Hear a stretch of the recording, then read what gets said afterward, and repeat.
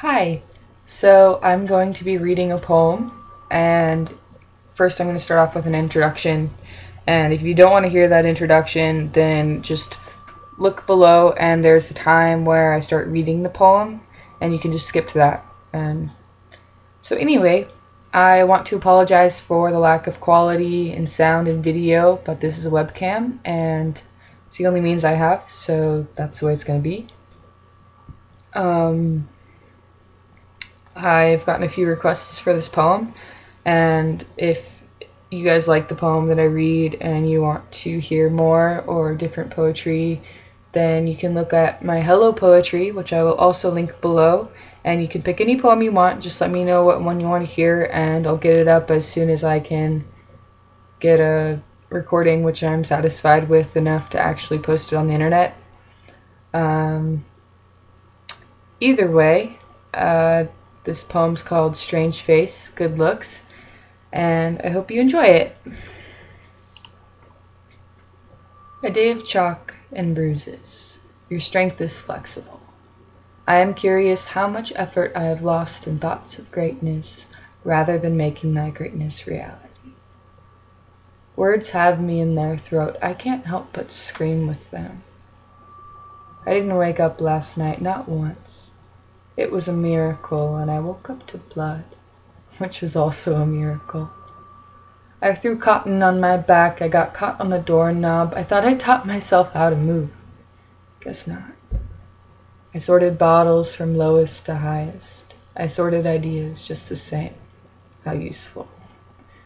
Using my tongue seems inevitable today. Opening my throat, I'll talk to myself while I look others in the eye.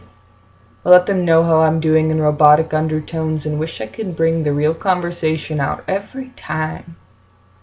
It's too personal to know how somebody really feels. It's too dramatic.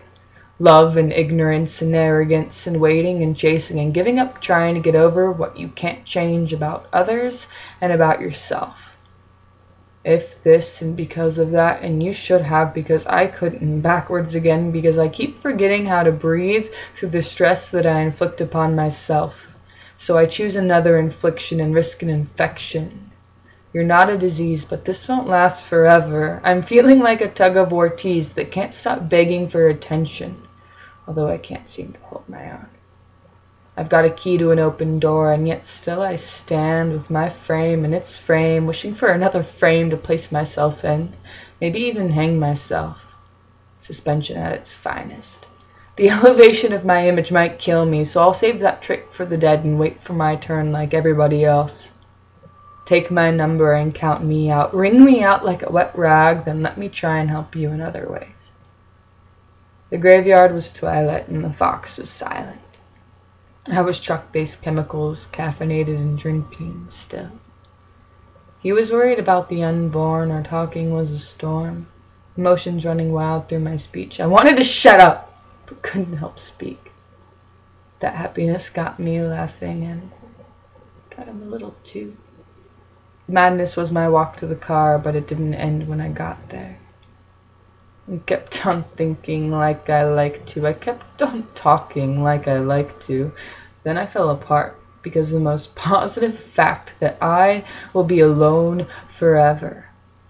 The small pieces of chapped skin which I ate off my lips soon became a reflection of how, though I'm not always okay, I will be after a good amount of pain.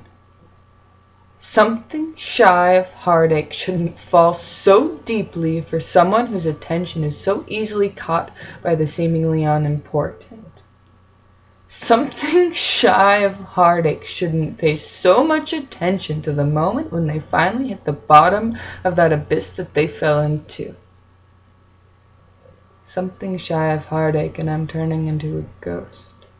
The shell of a baby that has the ability to speak with knives, even though they're too afraid to hold them because they know they'll just hurt themselves like forever.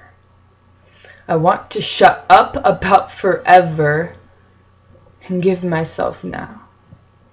I'm feeling lonely and I'm feeling wrong. Keep making fun of me. I want to crawl back into that blue from which I came from, where everything's dark.